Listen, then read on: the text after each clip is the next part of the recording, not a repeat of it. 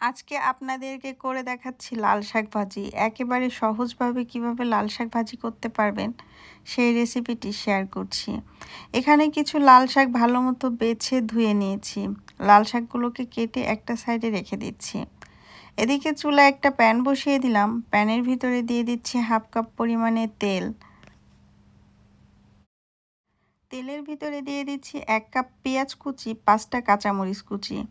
দিয়ে দিচ্ছি স্বাদ মতো লবণ, দিয়ে দিচ্ছি 1/2 চা চামচ পরিমাণে চিনি, দিয়ে দিচ্ছি 2 চিমটি পরিমাণে টেস্টিং সল্ট।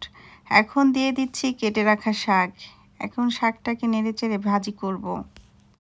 যারা আমার মতো জব করেন, যাদের হাতে সময় কম, চাইলে এইভাবে ঝটপট শাক ভাজি করে খেতে পারেন। শাকটা সম্পূর্ণ ভাজা হয়ে গিয়েছে। এই অবস্থায় শাকটাকে চুলা থেকে নামিয়ে একটা বাটির ভিতরে ঢেলে নিচ্ছি। লাল শাক ভাজির রেসিপিটা আপনাদের কাছে কেমন লেগেছে কমেন্টস করে জানাতে ভুলবেন না। আজকে এই পর্যন্ত। সবাই ভালো থাকবেন। আল্লাহ হাফেজ।